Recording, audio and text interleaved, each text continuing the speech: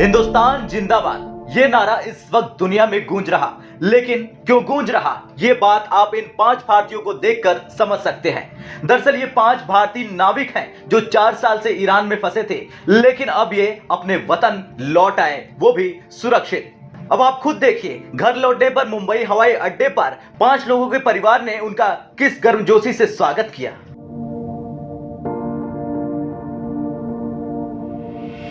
बता दें, ईरान से वापस लौटने वालों में अनिकेत येनपुरे और मंदार वल्लीकर मुंबई के रहने वाले हैं। थमिज आर सेल्वन चेन्नई से, प्रणव तिवारी बिहार के छपरा से और नवीन सिंह उत्तराखंड से हैं। ये लोग फरवरी 2020 में ओमान के पास समुद्र में समुद्री तस्करों के रैकेट में फंस गए थे।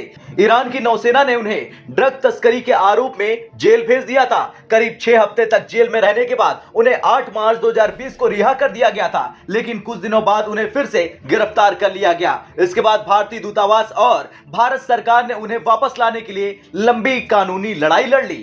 तो वहीं प्रणव ने बताया कि उन्हें 15 दिन में घर लौटना था। जब उन्हें गिरफ्तार किया गया था उस समय उनकी उम्र 20 साल थी, अब उनकी उम्र 24 साल है। वाकई अच्छा लग रहा है, बहुत सालों बाद आए और माननीय प्रधानमंत्री नरेंद्र मोदी जी का बहुत इसमें बड़ा योगदान था। उन्होंने, भारत सरकार ने हमारी बहुत मदद की यहाँ आने के लिए। पूरे 4 साल लगे। फिर बाद में Indian world forum Puneet Singh Chandok, उन्होंने भी बहुत मदद की, उन्होंने भी हमें सही राह दिखाई और बहुत अच्छा लग रहा है। हम जहाँ पे थे वो बहुत रिमोट एरिया था, तो वहाँ से बहुत कुछ एक्सेस नहीं था हमारे लिए, तो बहुत मुश्किलें थी। फिर बाद में हम वैसे एम्बेसी के टच में गए, इंडियन वर्ल्ड फोरम की मदद से हम वहाँ पे पहुँचे। फिर एम्बेसी ने हमारा, भारत सरकार ने हमारा बहुत सब अच्छे से ख्याल रखा, जैसे कि हमें होटल में रहने दिया, खाने का दिया, सब दिया। जब इमरजेंसी सर्टिफिकेट पे कोई आता है तब उन्हें एक स्पेशल लाइन रहती है, क्यू, उन्हें स्पेशल क्यू में खड़ा किया जाता है, तो वहाँ पे इमिग्रेशन में टाइम लगता है। मंदार वल्लीकर ने भारत सरकार का शुक्रिया अदा करते हुए कहा कि ईरान के लोगों ने भारतीय होने के नाते उनकी काफी मदद की। भारत लौटने पर सभी ने भारत सरकार का शुक्रिया अदा किया। It was quite difficult for us. It was quite difficult, especially when you are in prison. For even after being innocent, you are in prison, and they take almost a year, just a year to investigate. It is really difficult. It's really difficult. You just can't imagine. It was one of the worst nightmares that I had. So there, the authorities and the procedures works very, very slow. It's very slow. So for that thing, they took a lot of time. Once in 3 or 6 months, they used to take us in court, and they used to give everything. They used to just give us another date. Okay, after 3 months you have to come. After 3 months you have to come. So that's why it took very long time. I personally think it took a long. Ideally, this procedure was supposed to finish by 2021. Within a year of our arrest, it was supposed to be finished.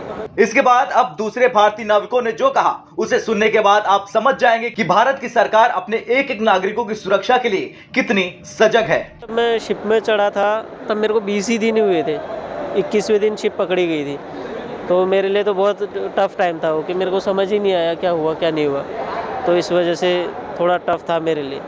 फिर बाद में धीरे धीरे फिर 1 साल jail में रहे। Jail से बाहर निकलने के बाद इन्होंने ऐसी रोड पे छोड़ दिया ईरानी गवर्नमेंट ने। तब फिर उसको एम्बेसी से फिर हमने मदद मांगी कि हमारी मदद करो। फिर एम्बेसी ने हमको तेहरान में लेके गए। फिर एम्बेसी ने हमारा फूडिंग लॉजिंग सब किया। बलूच लोग थे, वो बहुत मदद करी उन्होंने, मतलब अपने घर में रखा, सब कुछ खाना खिलाया, जो मतलब कोई दिक्कत नहीं हुआ कभी किसी चीज़ के लिए जेल से निकलने के बाद। सबसे पहले तो नरेंद्र मोदी जी को धन्यवाद देना चाहता हूँ, और इंडियन एम्बेसी सबको धन्यवाद बोलना चाहता हूँ। घर वाले डर गए हैं तो इसलिए नहीं जा सकते। डरे हैं या जाना चाहेंगे? नहीं, हम तो जाना चाहेंगे, डरे नहीं हैं अभी। अच्छा जी, क्योंकि गलत नहीं की थी, इस कारण से डरे नहीं हैं। लोकल्स ने तो मतलब जिस हम पढ़े लिखे थे तो उसी तरीका बिहेव करते थे, क्योंकि हमें शुरू में लैंग्वेज नहीं आती थी। फिर वहाँ के जो पुलिस ऑफिसर थे उन्होंने बहुत मदद की हमारी लैंग्वेज सीखने वगैरह में, अच्छी से बात वगैरह करके वो लोग बहुत कोऑपरेट करते थे। वहाँ के जो गवर्नमेंट ऑफिसर थे वो कोऑपरेट करते थे हमें। हम लोकल से कम ही बात करते थे क्योंकि हमको जुबानी ही नहीं आती थी वहाँ के।